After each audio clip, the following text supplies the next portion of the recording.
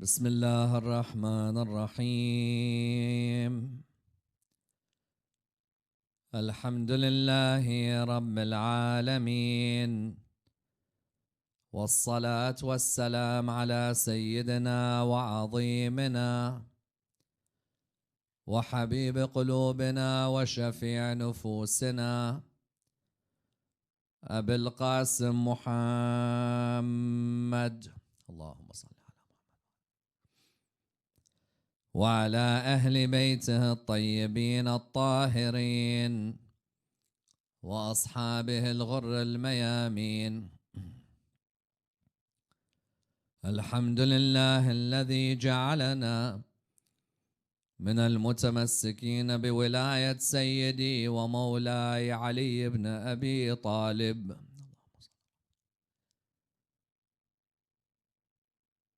الحمد لله الذي هدانا لهذا وما كنا لنهتدي لولا أن هدانا الله. أما بعد، فاطمة بضعة مني، فمن أبغضها أبغضني. The film The Lady of Heaven has become the cause of much discussion of many Muslim households in the world today. Indeed, whether you're living in London or living in Iraq, you're living in Toronto or living in Karachi, you'll find that the film has brought about a number of discussions in the households, especially because of its relationship and its portrayal of Fatima al-Zahra, salawatullah wa salamuhu alayha. The film therefore highlights the power of the media as being the medium by which we gain knowledge in the world today. Because the reality is that this generation is not necessarily a generation of readers. You find when a gadget or a machine is given to you which reads for you, it highlights that this generation, even within the Muslim community, prefers to learn by the visual rather than by the print. As in, we know very well that there are many in the Muslim community who may not have picked up a book about a certain part of Islamic history or Islamic theology, or for example, Islamic law or Islamic ethics. But when it's portrayed, for example, in a film in the cinemas, or it's portrayed on Netflix, then it becomes a lot easier to digest. One only has to look, for example, at Untold. Untold now is being watched by millions around the world. People go on Netflix and are ready to look at episode after episode, maybe hundreds of episodes, because they're not going to pick up a book which portrays the Ottoman Empire. They're not going to look at a book, for example, 500, 600 pages about the Ottoman Empire. But when there's a film about the Ottoman Empire available on Netflix, then many Muslims are going to watch this, because for them, they recognize that that's an empire of the empires of the 1,400-year history of the religion of Islam. There are actors involved. The scenes are easier to digest. The visual is much easier to digest than, for example, a dense book. And that's why you find so many who are watching it. Because when they're able then to watch this on Netflix, they're able to relate. They're able to understand the Ottoman Empire. They're able to understand the narrative that's being given. But at the same time, that narrative is not one that they have to accept. As in, I can watch Untold, for example, without being forced to accept the narrative that's being portrayed of the Ottoman Empire. I can look at it, I can see the effects, I can see what portrayal is being given, and I can either at the end agree with whatever's being given to me, or I could agree to disagree, as in no one's forcing me that I have to agree with the whole portrayal. I may find a certain part of it where I see, for example, a wonderful examination of a certain period in that empire, and I might find other parts of the whole depiction as something that I disagree with. But the main point is that there is something which is available on that period which you're able to watch. Likewise, for example, when the film on Maryam alayhi salam was made, the film on Sayyidah Maryam alayhi salam allowed a lot of us to relate more to Mary alayhi salam than maybe we had before. If I showed you, for example, Surah Maryam in the Quran, and I began to discuss with you about what Maryam says, what Zachariah said, what, for example, Nabi Yahya said, what her son Nabi Isa said. You may listen to the verses from the Quran, but you won't relate to it the way you related when the film was made. Because when the film was made about Sayyidah Maryam alayhi salam, you found a lot more of us were able to relate to her, able to relate to her life, able to relate to her struggles, able to relate, for example, to the trials that she faced when she had to announce that as a virgin, she has given birth to this baby boy. When we therefore looked at the film clearly has a major effect on our understanding of that particular personality. And that's why it's no surprise that whether it's Ertugrul, whether it's Prophet Yusuf alayhi salam, whether it's Sayyidah Maryam alayhi salam, whether it's a film on Mukhtar al-Thaqafi, whether it's a film, for example, or a documentary or a series like the one that was done a few years ago in the holy month of Ramadan on Umar ibn al-Khattab, or if it's something on Hajjaj bin Yusuf al-Thaqafi, or it's something on Salah ad-Din al-Ayyubi, Muslims have recognized that the best way to get their portrayal or their narrative across to the masses is by making a film, or by, for example, ensuring or establishing that a documentary or a series can be watched. That's why this film, The Lady of Heaven, is so intriguing for many of us. Because for many of us, for years, if ever we have asked for one thing, it is that we have always wanted a film on Karbala. Do you agree?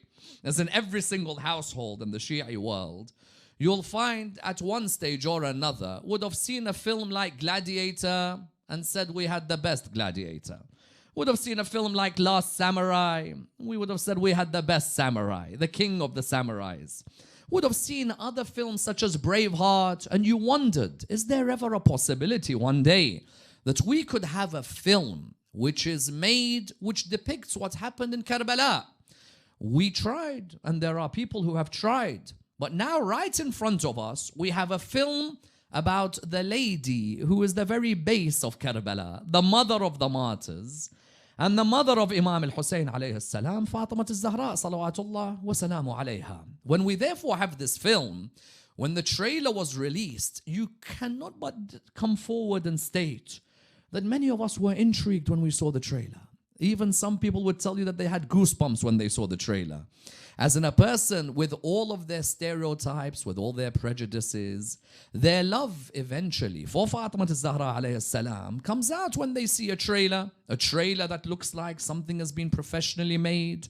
For once I could look at something and say that in the same way I'm looking at Ertugrul, I could also have something depicting Fatima al-Zahra alayhi salam.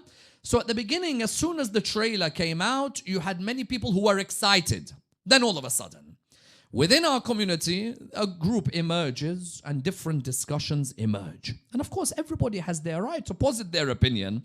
At the end of the day, like we said with Ertugrul, you could either agree with that depiction of the Ottoman Empire or disagree. You as a Shi'i may have grievances with the Ottoman Empire. Doesn't mean you're going to deny that something good may emerge from that particular depiction. You find that some people now are asking the question that do we support such a film or not? We love Fatima al-Zahra alayhi salam, but we recognize that Fatima al-Zahra alayhi salam's life, especially towards the end, is one where there are trials and there are tribulations. There are periods of sensitivity. There are moments where the main figures in the history of Islam may have a difference of opinion with each other. Do we allow the whole world to look at what happened or not? Is it right for us, or do we have the freedom to allow the world to see to what happened to Fatima al-Zahra alayhi salam, or should we remain in the background and not discuss this? Because this seems to be what is the base of not only a slanging match between certain groups in the Shia community, but also it seems to be the base of the confusion at the moment. I love Fatima al-Zahra. I remember her every year. I remember her good times, but I also remember her difficulties.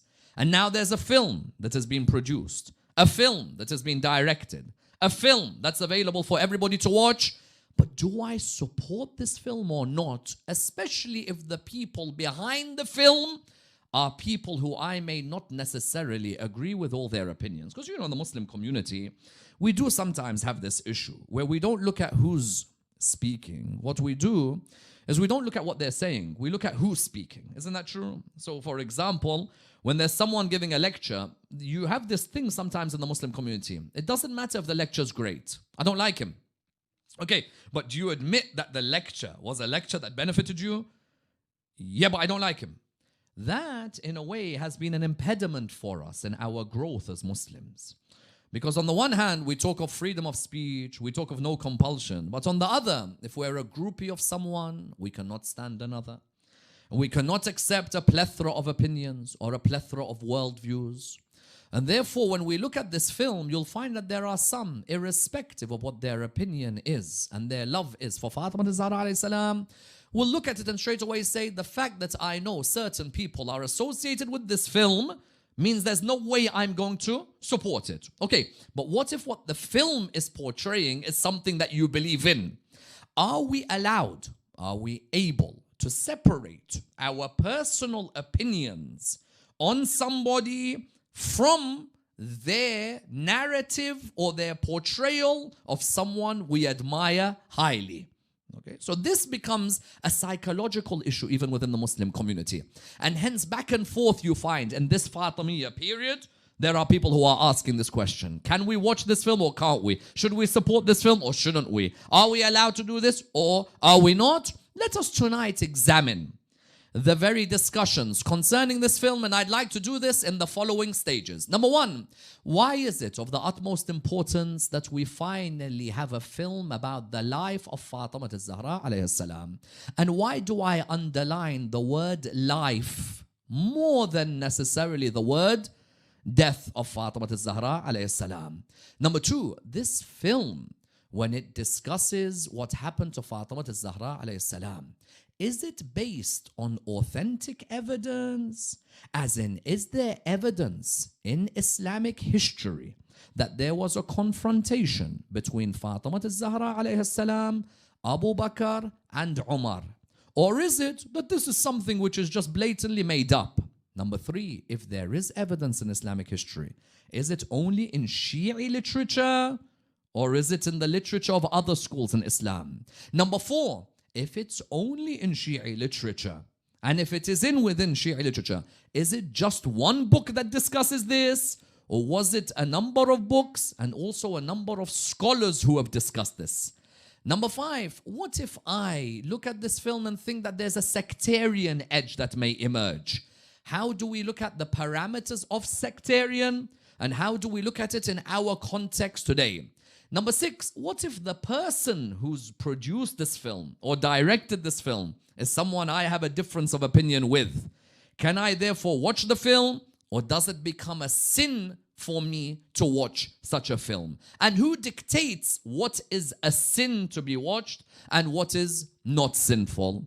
And then further than that, can I turn around and begin to accuse that any film that looks at a certain controversial segment of Islamic history must be MI5 and CIA? Or is it that I, as a Shi'i, can at least come to a conclusion and come to funding such films? And finally, how important is it that we make clear our relationship with Fatima al-Zahra alayhi salam, whether it is through the medium of film or the medium of majalis? And what do some of us believe about her presence even when her son's name is remembered? Let's examine this and dissect this topic in complete depth. When we come to the first point, and of the utmost importance, why is it important to have a film on Fatima al-Zahra alayhi salam? There are a number of reasons it's important to have a film on Fatima al-Zahra alayhi salam. The first reason, without a doubt, is that we make clear what our conception is of Fatima al-Zahra alayhi salam. Because you know very well that the conception of non-Shia when it comes to Fatima is different from our conception of Fatima al-Zahra alayhi salam. Non-Shia, when it comes to Fatima, say yes. Fatima, for example, alayhi salam, is one of the 4 women of paradise. You always hear this, that there are 4 women of Jannah. Either you hear the name of Asiya, or you hear the name of Maryam, or you hear the name of Khadija, or you hear the name of Fatima. Other schools in Islam will tell you that we love Fatima al-Zahra. Why? We love Fatima because of her association to Rasulullah sallallahu alayhi wa alayhi. What do I mean? You see, you can love a person for two reasons, either association or merit. Non-Shia's admiration of Fatima tends more to be because of her association to, rather than her merit. What do I mean? If you ask many non-Shia, how do you view Fatima al-Zahra? Fatima al-Zahra is the daughter of Rasulullah sallallahu alayhi. No, okay, but what's so great about her? Don't tell me whose daughter she is. Don't tell me whose wife she is. Don't tell me whose granddaughter she is. Non-Shia, in their conception of Fatima, their love of Fatima is more related to what? More related to the fact that she's the daughter of the Prophet. If you ask them, tell me about Fatima in terms of knowledge. Tell me about Fatima in terms of spirituality. Tell me about the mystical nature of Fatima. Tell me about Fatima's theological understanding and her discussions. You'll find that non-Shia, their conception of Fatima is a very basic conception. You can't make a film from it. Because the conception of Fatima, if I was a non-Shia, the way I would look at Fatima, I would not make a film from it. There's nothing special. Fatima is the daughter of Muhammad. Rasulullah sallallahu alayhi wa alayhi loved his daughter, and therefore we love her. If you look at the difference between their admiration of Fatima and the admiration of Aisha, the admiration of Aisha in non-Shia, you can make not one film, you can make 15 films about it, not one. And I have no problem if they made 15 films about Aisha, the wife of the Prophet. Why? Because I want you to tell the world about Aisha. Make a film about Aisha. Make a film discussing, for example, Aisha and Surah Al-Tahrim, Surah 66 of the Quran.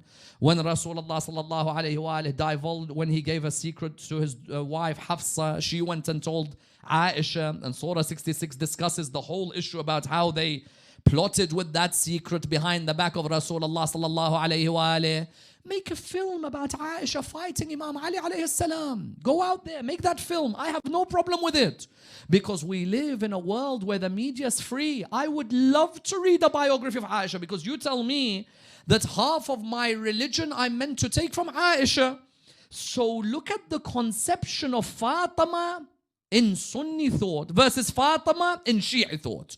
Fatima in Sunni thought is what? Is the daughter of the Prophet, admirable in the sense that she's one of the women of Jannah, nothing more. You want knowledge, you go to Aisha. You want bravery, you go to Aisha. You want leadership, you go to Aisha. And wallah, I have no problem if a person made 700-part episodes on the life of Aisha. On the contrary, I would prefer it. I would prefer if you would discuss openly the biography of Aisha. Discuss openly that Aisha was a lady who fought the Khalifa of her time, and she was a lady who fought the Imam of her time, and she was a lady who fought companions at the Battle of Jamal. We need films like this. So therefore, on the first level, why do we need a film on Fatima al-Zahra? Because the Shi'i conception of Fatima, you can make a great impact with a film. On which way? On the first way, that for us, Fatima al-Zahra is great, not just because she's the daughter of Rasulullah sallallahu alayhi wa alayhi. You think that Fatima al-Zahra is great because she's the daughter of the Prophet? I'm not going to deny that in some of our majalis, you'll hear a Maulana say, do you know who Fatima is? She's the wife of Imam Ali. She is the daughter of Rasulullah. Okay. But you being the wife of or the daughter of, you can end up poisoning the man who you're married to if he's holy. Imam al-Hassan, his own wife, poisoned him. So what do I say? She's great because she's the wife of? For me as a Shi'i, Fatima is Fatima. I don't look at Fatima because she's the daughter of or the wife of. Yes, without a doubt, being associated with such personalities, if you take advantage of it, you become great. But for me, Fatima is great because Fatima is ilm. Fatima is hikmah. Fatima is knowledge. Fatima is wisdom. Fatima is ibadah. Fatima is worship. Fatima is the meaning of ma'rifah of the Imam of the time. So for me, Fatima al-Zahra alayhi salam, in wife, great. Daughter, great. Mother, great. Servant of Islam, great. Knowledge of the Quran, great. Therefore, I need a film on Fatima made on the first level because the real Fatima will come out in such a film. The real Fatima. Not a Fatima who I respect just because she's the daughter of. Wallah, I've met people in the Muslim world who are not Shia. You ask them, why do you love Hassan and Hussein? Oh, they're the grandchildren of Rasulullah. No. Forget that they're the grandchildren. Why do you love them? What impact have they left? They're the grandchildren. Okay, we got the point. They're related to the Prophet. But what impact in knowledge? What impact in spirituality? The first reason we need a film on the life of Fatima, because you know this film, The Lady of Heaven, is not a film just about the death. Many of us are fighting a battle without understanding a point. This film is not just, okay, there's a lady, she's born, let's fast forward 18 years to how she died. This film is going to show you the development of Fatima, the growth of Fatima, I would think.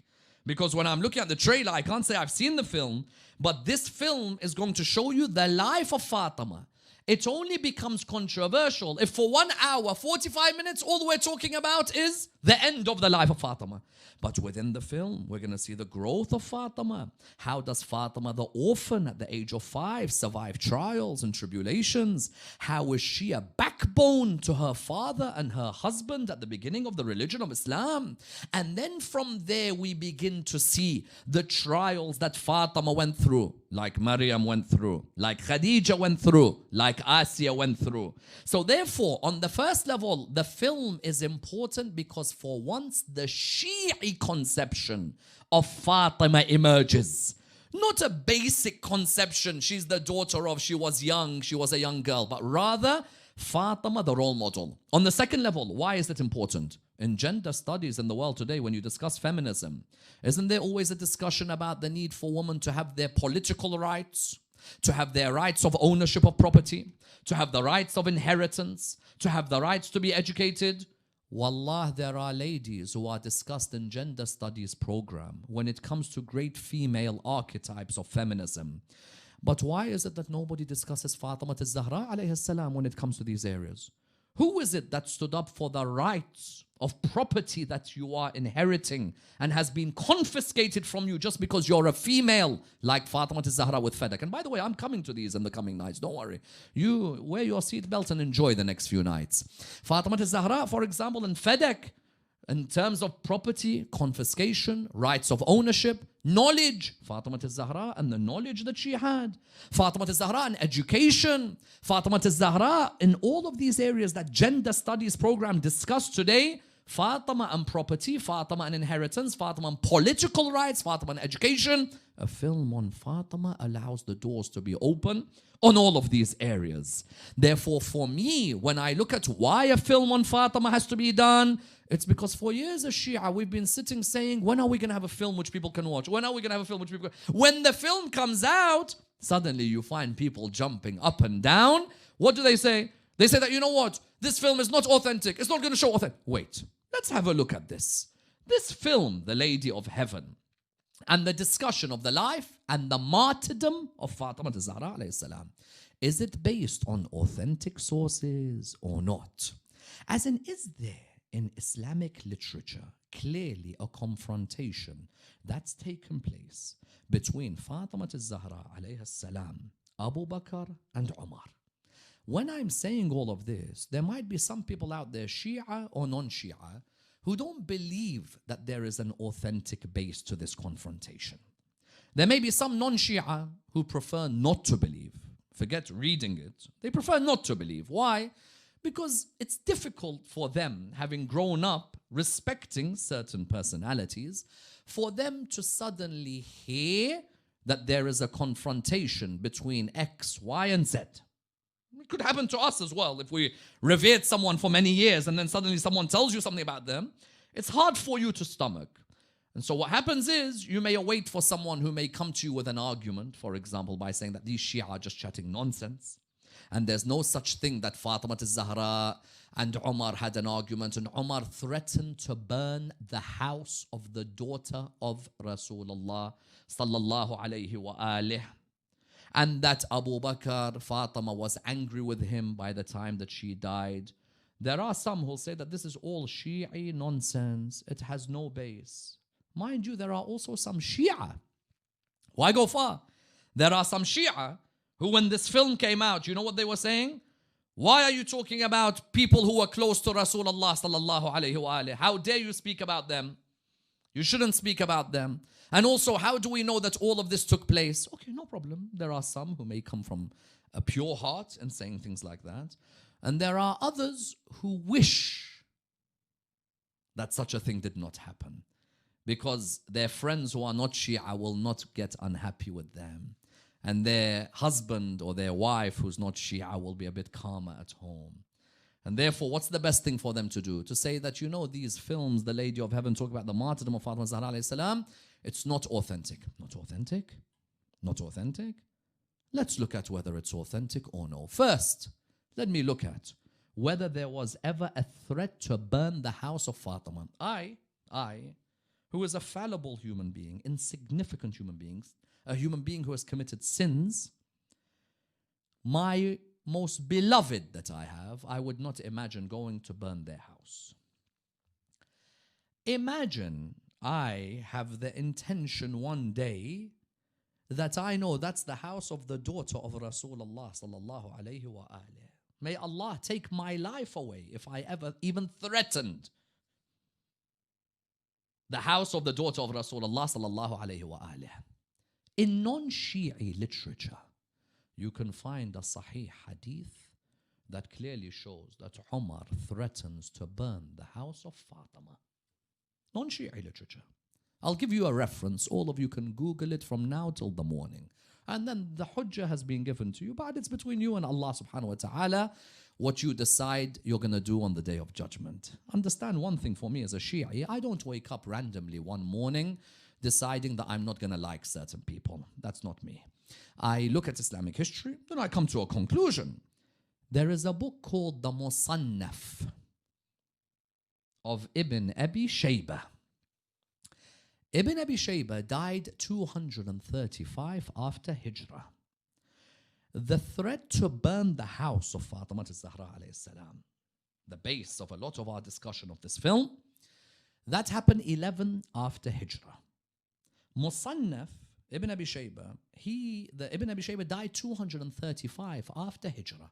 Someone might say, Sayyidina, that's like 200 years after the event took place. Don't worry. 200 years, according to us in Islamic history and literature, is a very good time period for narrating an event.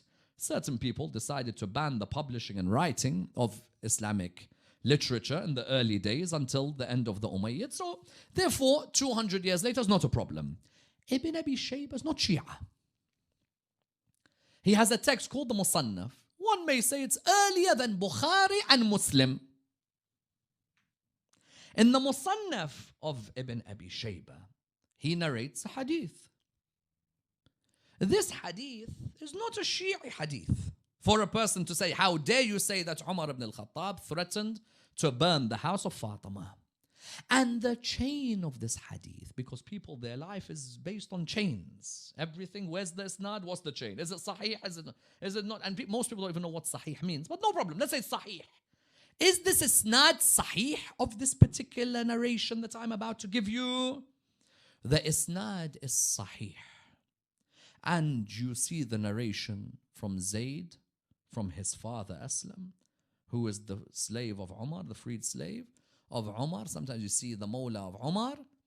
That what is the narration saying? It says that Umar ibn al-Khattab, upon hearing that Imam Ali and Zubair, the companion of Rasulullah sallallahu alayhi wa alayhi, were confiding with Fatima after Rasulullah sallallahu alayhi wa alayhi died, and Saqifa happened, and I'm coming to Saqifa inshallah tomorrow.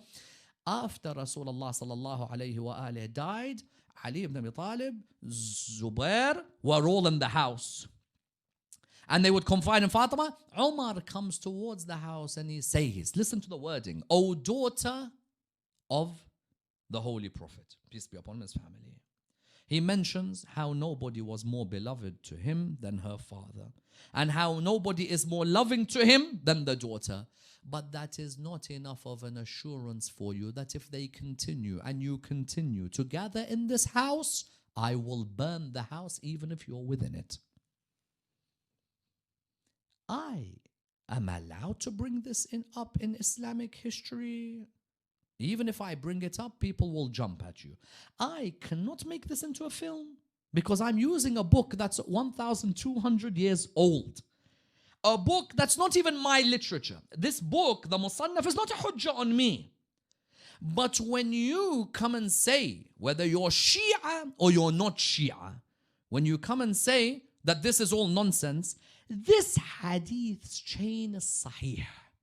There are a number from Dr. Shatri to others who have done tahqiq of this chain, and they say the chain is sahih.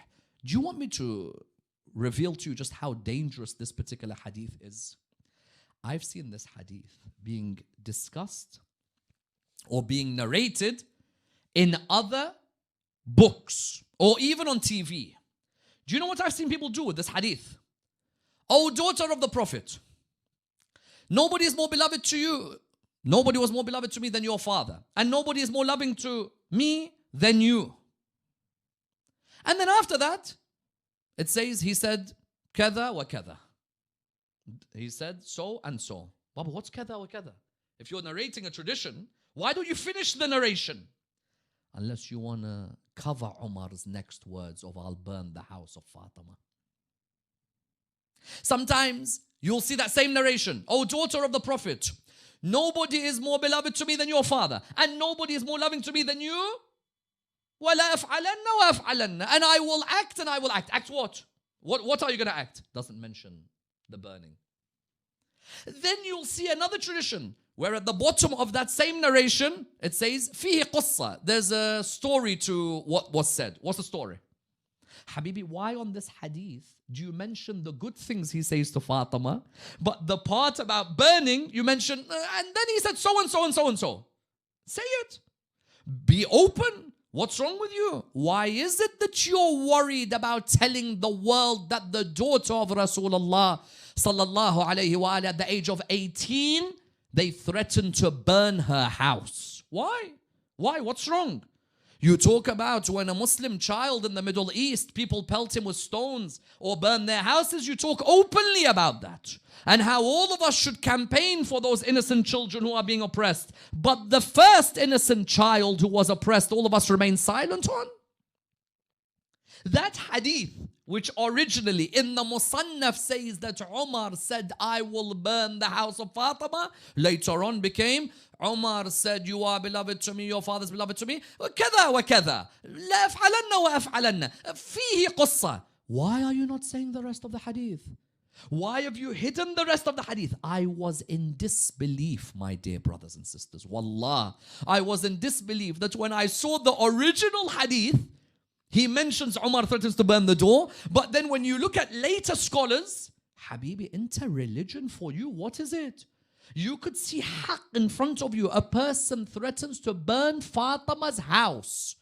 And that Fatima is the same Fatima who her father had said, Fatima tu bad'atun minni, faman abghadaha fa-abghadani. Fatima is a part of me. Whoever angers her, angers me. And if you anger Rasulullah sallallahu alayhi wa, who in turn are you angering? Allah subhanahu wa ta'ala. Do you agree? Therefore, the one who angers Allah subhanahu wa ta'ala, you take him as a role model? Because I'm tired of people saying, you Shia don't like companions, so and so and so and so. Habibi, if a person has given me scales, that whoever angers Fatima angers me. I see someone saying, I'll burn the house of Fatima. Is it in my book? It's not in my book. It's in the Musannaf of Ibn Abi Shaybah. And by the way, I'm just stopping at the Musannaf because of time. Otherwise, I can give you other references. I can go to the Ansab al-Ashraf. I could go to Tabari. I could go to other references which discuss this incident. Now, do you have to accept this narrative? You don't have to. If you don't want to accept it, you don't have to. You could be non-Shia, Sunni, who has the Musannaf of Ibn Abi Shaybah, but not accept this narrative. But don't block me from showing you this narrative in a film. I'm not just randomly bringing a story in a film. I'm showing you something that's in my literature, and I'm telling you that it's in yours as well. Someone Shia might say, yes, it's in our literature, but it's only in Kitab Sulaim. It's not in any other source. The only book where Shahadat al-Zahra is there is only Kitab Sulaim. Therefore, the film, The Lady of Heaven, is only basing it from one Shi'i source. Only in Kitab Sulaim. Firstly, what's the problem if it's in Kitab Sulaim? Our question mark on the authenticity of Kitab Sulaim, yes, there's a question mark about the author. I cannot deny. Is he really the author? Did someone like that really exist? I cannot deny. But am I gonna question something which is a clear reflection of a current in the middle of the 2nd century? Because Kitab Sulaim bin Qais al-Hilali for us is one of our earliest texts. And within there is the discussion of the martyrdom of Fatima al-Zahra alayhi salam. Suddenly I see Shia hearing one clip, all of a sudden jumping. Yes, it's only in Kitab Sulaim. It's not in any other work whatsoever. Not in any other work. It's not discussed anywhere. So Sayyid al-Himyari, if he has poetry on the incident of the door, we don't take it. Imam al-Kadhim alayhi salam calling Fatima al-Zahra Shahida, we don't take it. The likes of Saduq and the likes of, for example, Tusi, making it clear that there is no difference of opinion on this, we don't take. We don't take al-Karajaki. We don't take Kamil al-Ziyarat. We don't take, for example, others such as Ibn Tawus. We don't take anybody. As soon as someone gives one doubt, for example, where was Imam Ali? How many times you hear that doubt? Where was Imam Ali when his wife... Don't worry, I'm coming to that in the coming nights. Where was Imam Ali when his wife was attacked? Because you should remember the logical conclusion is, if you admit where was Imam Ali, you've got to ask questions about who's just attacked. But anyway, when we come to this area, you saying, is it in Shi'i sources? Of course it is. Shaykh al-Tusi, may Allah subhanahu wa ta'ala bless his soul, he makes it clear that in the Talkhis, one of the most important works that we have, that we believe in the incident of the martyrdom of Fatima al-Zahra alayhi salam. Therefore, when I look at a film such as this film, The Lady of Heaven, The Lady of Heaven is based on literature from both schools in Islam. In the same way, non-Shi'i schools mention Umar threatened to burn the house of Fatima. And by the way, I'm staying at he threatened, because there are some Shia who'll say to you, look, I believe he threatened, but it doesn't mean he actually did it. As if it's very normal to threaten to burn someone's house. Really normal. You know, I'm going to burn your house. Okay, that means you can't attack the person because he only threatened to burn your house. Someone who threatens to burn your house. There's problems there. Especially if it is the house of the daughter of the Holy Prophet, peace be upon him and his family. Therefore, when I come to the Lady of Heaven, is there a base of authenticity behind what's being produced? There is. Is there a base within Islamic literature of a confrontation between Umar, Abu Bakr and Fatima al-Zahra alayhi salam? Yes, there is. Therefore, when I make this into a film, don't come and tell me there's no such thing. You have a problem with the people behind the film, no problem. That's your issue. But don't come and make it sound like there was no such incident in the history of the religion of Islam. Because I see certain people who'll come forward and say that, you know what, we shouldn't let such a film come out. Why? Because such a film, when it comes out, it's going to cause sectarian tension. You must have heard this line. That if a film like this, The Lady of Heaven, comes out, it will cause sectarian tension. Can I deny that it will cause sectarian tension? I can't deny. Because there are certain people who for years, there was only one narrative about Islamic history. When the day of media and technology and internet came, that's when they started to have their feathers ruffled a little bit. You see, for years, if I've been controlling the narrative, nobody knows what you are as a Shia. I can make up a story that you as a Shia believe Ali is God. I can make up a story that you as a Shia commit zina with your wives in Majalis and Muharram. You do know this is... There was a book called The 12 Islamic Months in Pakistan. It was published. And that book has, under the title Muharram, it says, Muharram, this month, and then it says, this is when the Shia gather together, switch the lights off in a majlis, they all commit zina with each other.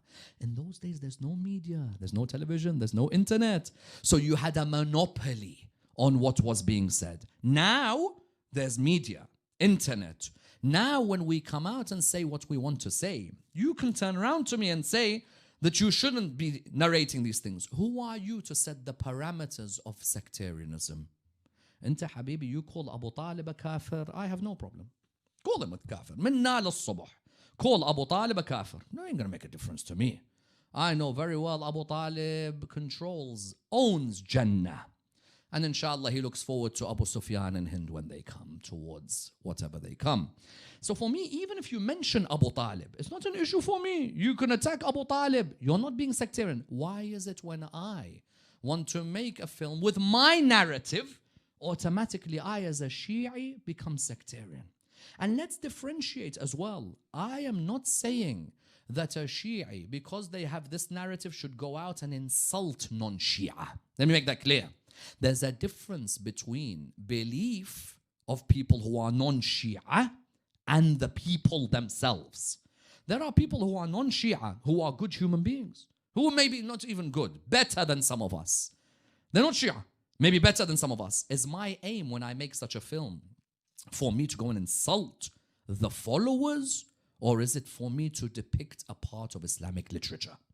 If I become a person who begins to insult people who follow such narratives, then there's a problem on my side, because that's not the akhlaq of Ahlul Bayt salawatullah wa salamu alayhim. Someone who follows a particular madhab, I cannot come and condescendingly look at them because of what they've been brought up on. All I could do is I can present our narrative. This is our narrative. If you want to take it, take it. We produced the narrative. You can watch it. If you agree, you agree. And if you disagree, you disagree. Someone says, but Sayyidina, there are maraja' who are saying it's a sin to watch this film.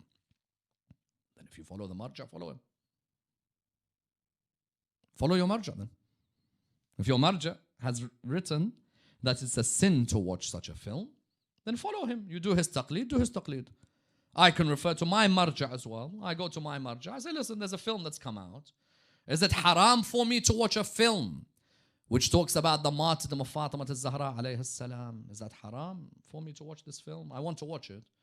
Is it okay or no? If my marja' allows, then I'm going to watch. And if my marja' says, no, don't watch a film about the martyrdom of Fatima al-Zahra alayhi salam, then I will listen to the advice of my marja'. At the end of the day, when someone keeps forwarding messages everywhere that marja' has said you should not watch, why are you suddenly quoting from a marja' now who you hardly ever quote from? Yani, all of a sudden you're quoting somebody. There are other maraja'. Maybe this marja' in his own vision, he believes, and you could see where they're coming from, that maybe there can be tension. That some people might watch it and say, well, you have made the film that's blatantly gone against our narrative, and therefore there may be some tension. You can appreciate, someone might say that. You might have a neighbor who you've grown up with, but the moment a film like this comes out, they might have some sort of tension. Your marja' gives you a vision, gives you advice. You can follow what he says, or if you follow somebody else and they're not saying anything about it, then you can go ahead and watch. But to then turn around and say that because such a film has been made, that means CIA and MI5 and MI6 are the ones who made that film. And the budget for the film, you know, they say 15 million pounds or something. So that means that 15 million MI5 has given. If MI5 is giving 15 million for a film on Fatima, then let us give us more. Give us 50 million. We want to make a film on Imam Ali. Give us 100 million. I want to make a film on Imam Hussein. Give me 700 million. I want to make a film on Imam al-Sadiq. Because if people are giving away money that easily for Aflam on Al Muhammad, then I want to be the first to register for those grants. Because if I'm able to make films about Al Muhammad, and people are just giving out money for you to make films, then why not? Let's have those films. Give us. For love of God, try and be a bit more mature about these issues.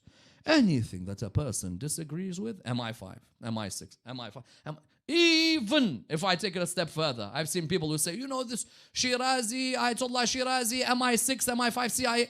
If he is all of those, how is he coaching in Qom so comfortably? You're telling me that a government where they are, if they know someone is an agent for all of these, they're just going to allow him to relax in Qom like that? Yani, for the love of God, sometimes a person use your intellect. Somebody is sitting in Qom, enjoying, and to a certain extent, having his sons around him, having students around him, having lectures, You're telling me that if he was that, he'd be sitting there in that house. Wallah, we wouldn't see him again.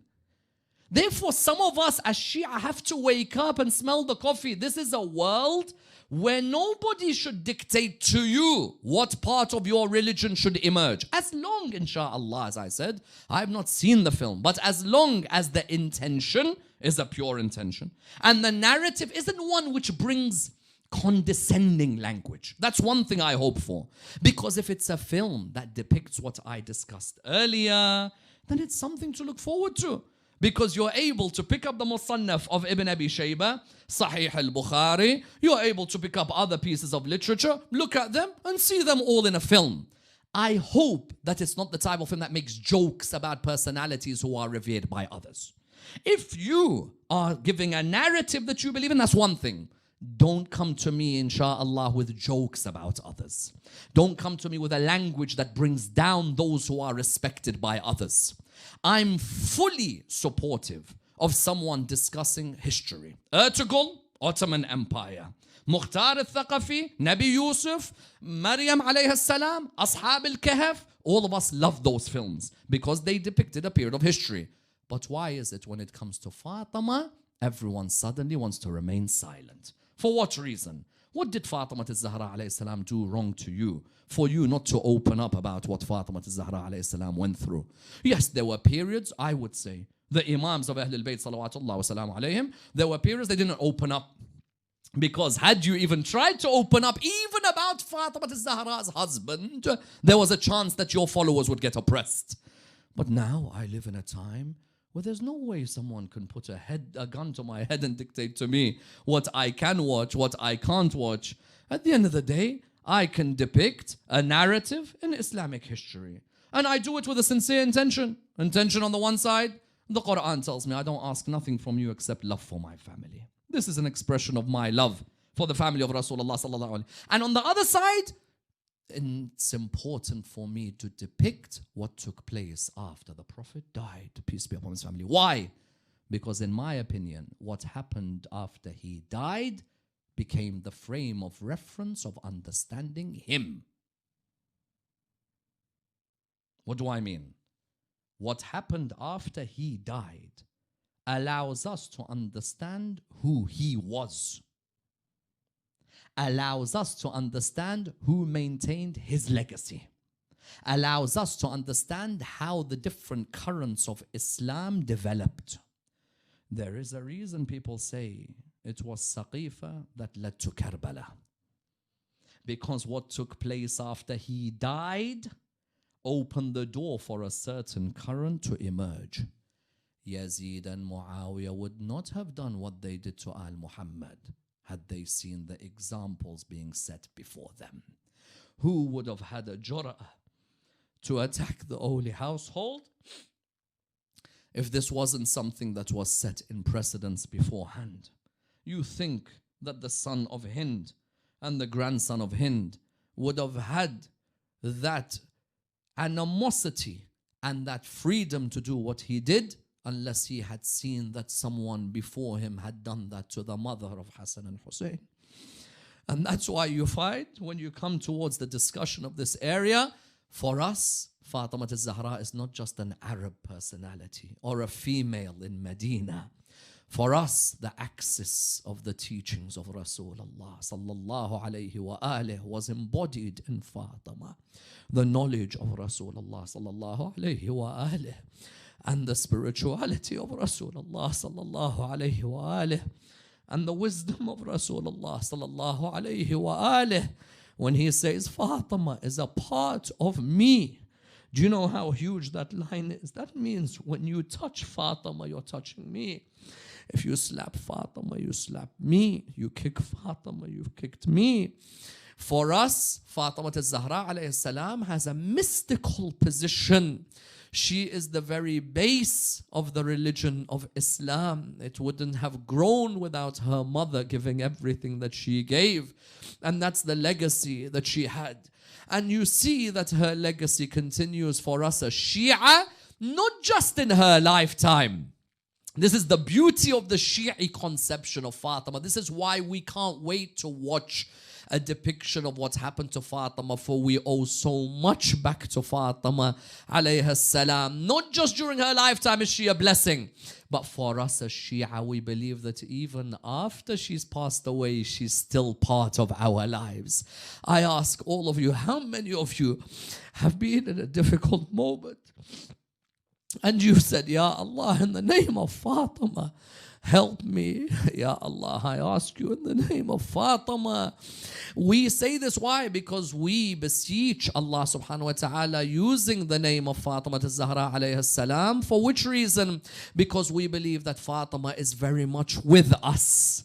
We believe that there isn't just a body in Medina. Rather, we believe that Fatima al-Zahra is very much amongst us. Even Ahl Muhammad salawatullah wa salamu alayhim, if they met someone and they would say to that person, they would say to him, tell me, what's your daughter's name? Everyone who is watching, if you have a daughter called Fatima, or you have a daughter called Zahra, or you have a daughter called Siddiqa, or you have a daughter called Muhadditha, or you have a daughter, for example, with all the titles of Fatima al-Zahra alayhi salam, you'd find someone like Imam al-Sadiq alayhi salam would look at somebody and he'd say to him that, what's your daughter's name? And he'd say Fatima. Imam would sit on the ground, and then at that moment, not just would he sit on the ground, he'd say, don't ever hurt Fatima, your daughter, because we remember what happened to our grandmother, Fatima al-Zahra, salawatullah wa salam alayha. But part of the reason that we also love her so much is because we believe that when we remember her family members, she's amongst us sitting. I ask for your permission, my grandmother, that when I recite the Masa'ib, I ask for your permission, my grandmother, if you're sitting amongst us, forgive me that I may be sitting in a seat higher than you. Forgive those who are sitting in the majlis, whose feet may be sticking out towards you. Forgive those who inadvertently may come and accidentally bump into you. We believe that she's part of our majalis. She is amongst us. And one of the person who mentioned this beautifully was a person whose name was the servant of Zahra. Many of us would have heard of who? Abd al-Zahra al-Ka'bi. He was one of the greatest reciters of majalis al-Hussein. He would recite the maqtal of Imam al-Hussein. His maqtal is still the standard maqtal which people copy in remembering the tragedy of Karbala. Look at his name, Abd al-Zahra. What an honor to be called the servant of Zahra alayhi salam. He was born, they say, on the day she was born, and he died on the day that she died. He had an unbelievable relationship with her, and he highlighted to us just how our relationship should be with her. He's the one who has this famous line about how a mother feels for her son. You mention Abu Abdullah anywhere, you'll know that Fatima is amongst you. Those of you who are in front of me, those of you wherever you may be, the mention of Imam al-Hussein, know that his mother is amongst the crowd. He says that I finished the maqtal of Imam al-Hussein alayhi salam. He said, when I finished the maqtal of Imam al-Hussein alayhi salam, he says, I came off the mambar, I was really tired. And Abd al-Zahra al-Ka'bi's maqtal is not a short one, my dear brothers and sisters. He said, I came down, I was walking towards my house, someone came to me. He said, Sheikh Neg, may I ask you something? He said, what is it? He said, can you come and recite Masa'ib for us? He looked towards, I said, I looked towards the man. The man's face was radiating. I had never seen the man before in my life. He said that the moment I looked towards him, I said to him, oh man, I'm tired, I've just finished the maqtal. He said, the man looked at me and said to me, I ask you in the name of the broken rib, Allahu Akbar, I ask you in the name of the broken rib of Fatima al-Zahra, recite the Musiba for us. There's a group of us sitting. He said, Wallah, I walked into that room, I saw these people who were sitting down. Their faces were radiating like the moon. Some of them were wearing turbans. I looked towards them. I began my majlis. He said it was that moment when I recited this line. Many of you have heard it. أنا الوالدة والقلب لهفان ودور عزبني وين ما كان. He said, he said this line came to me. I hadn't even thought about it. He said, the line came to me, and it's a line I said for the first time in this majlis. And what was the line? I'm the mother. This is for all your mothers out there, for all the mothers out there, those who love their sons and agonize over their sons. I'm the mother. أنا الوالدة والقلب لهفان ودور عزبني وين ما كان. I'm the mother whose heart is broken, and I look for the congregation and the grief of my son wherever it may be. ويلي ويلي على ابن المات عطشان. Woe, woe be to me over my son who died thirsty. جعلت على جسم الخيل ميدان. And the horses trampled all over his body like a playing field. He said, the moment I said the lines, أنا الوالدة والقلب لهفان ودور عزبني وين ما كان. He said, when I said those lines, I heard a cry in the back. وولدا وولدا وولدا. Oh my son, oh my son, oh my son. He said, I never knew who it was who said that. He said, when I finished the majlis, I came down. The man who invited me came up to me and said to me, Sheikhna, thank you so much for your recital. Sheikhna, do you see all these men sitting on the side? He said, yes. He said, these are the grandsons of Rasulullah. He said, Sheikhna, did you hear the cry, wa walada? He said, yes. He said, that was our mother Fatima. Now listen to this line. Sheikh Abdul Zahra al-Ka'bi said, I looked towards him and I said to him, oh man, and who are you? He said to me, I am Habib, the son of Mudahir in your majlis. Imagine Habib is sitting in your majlis. But just because he mentioned the feelings of the mother towards her son, any mother agonizes over her son. When her son's not with her, she wonders, will he come home safely? Where is he? Is he safe? Is he okay? I hope he's not in pain. Imagine then what she felt knowing that the young Hussein one day would be alone in Karbala. That's why I'm not surprised when Imam al-Hussein walked out onto the battlefield, he heard a cry, Mahlan, Mahlan, ya ibn al-Zahra. Wait, oh son of Zahra. It was his sister Zainab with an amana from her mother Fatima. The mother's feelings continued. She knew that one day Imam al-Hussein wouldn't just be alone in Karbala. Knowing your son's alone brings a lot of pain, but knowing that your son's chest may be a playing field for the horses of Umar bin Sa'ad is something else. That's why the narration mentions that when he lay on the ground and the arrows were all over his body, his sister Zainab came towards the tellers. Zainabi, all of you take your heart towards there. When she came, she wondered, I see my brother, he's on the ground. I don't know if he's dead. I don't know if he's alive. How will I know? She was waiting for him to reply. She wondered, in which way will he answer me so I know if he's dead or if he's alive. I ask you in the name of your grandfather Rasulullah, tell me if you're alive. No response. The poet continues, I ask you in the name of your father Amir al-Mu'mineen, tell me if you're alive. Again, no reply. In the name of your brother Hassan al-Mujtaba, tell me Aba Abdullah if you're still alive. Again, no reply. Then she knew there's one line, he'll definitely reply. In the name of your oppressed mother Fatima, in the name of the rib of your mother Fatima, reply to me if you're still alive. And that moment he turned around and looked towards his sister Zainab. Inna lillahi wa inna ilayhi raji'un. Ya Allah, raise us with Muhammad and Al Muhammad. Raise us with the Imam of our time, Imam Sahib al-Asri wal-Zaman. The originators of this majlis, Ya Allah, allow them to continue in their service of Muhammad and Al Muhammad.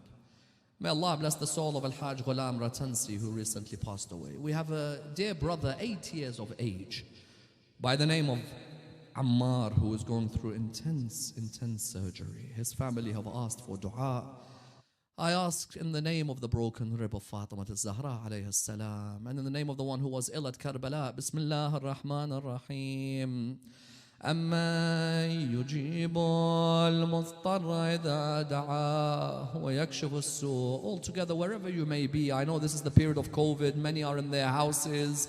Ask in the name of Fatima, ask for those of your family members who are facing difficulties. أَمَّن يُجِيبُ الْمُضْطَرَّ إِذَا دَعَاهُ أَمَّن يُجِيبُ الْمُضْطَرَّ إِذَا دَعَاهُ وَيَكْشِفُ السُّوءَ.